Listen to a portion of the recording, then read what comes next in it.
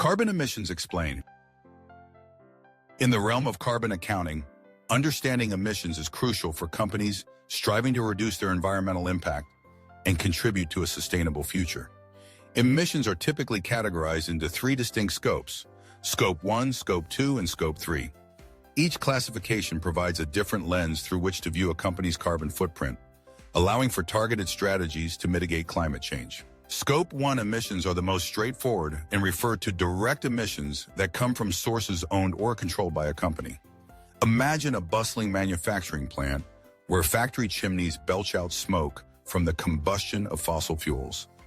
Each plume of smoke represents the direct emissions produced by the company's operations.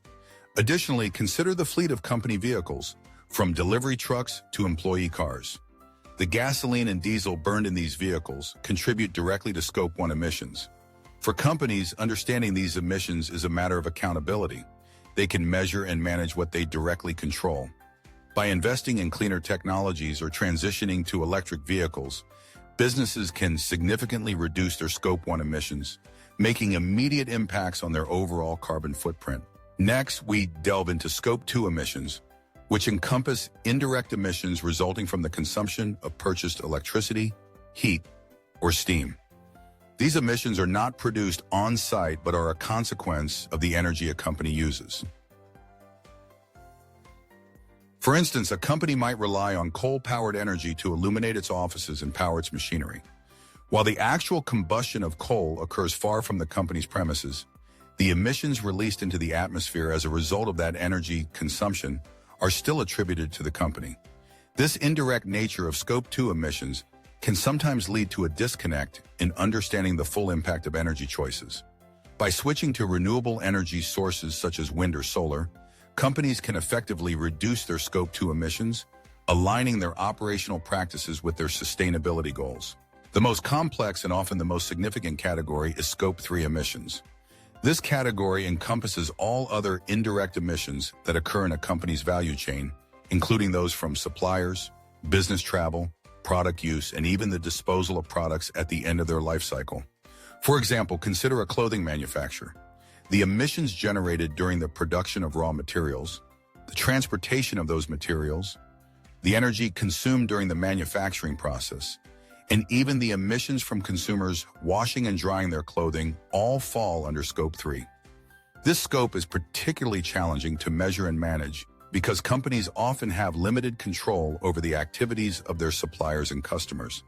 However, it is essential to recognize that Scope 3 emissions frequently represent the largest portion of a company's total carbon footprint. This realization has prompted many organizations to engage in collaborative efforts with their supply chains, encouraging sustainable practices and transparency. Understanding the distinctions between these three scopes is vital for any company committed to reducing its climate impact. By clearly identifying where emissions originate, businesses can develop targeted strategies to address them effectively. For example, a company might prioritize reducing Scope 1 emissions by upgrading its machinery to more efficient models while simultaneously working with suppliers to lower Scope 3 emissions through sustainable sourcing. The journey toward understanding and mitigating emissions is not merely a compliance exercise, it is a strategic imperative for organizations seeking to thrive in an increasingly eco-conscious world. As stakeholders, consumers, and regulators demand greater accountability, companies that grasp the nuances of Scope 1, 2, and 3 emissions will be better positioned to lead the way in sustainability.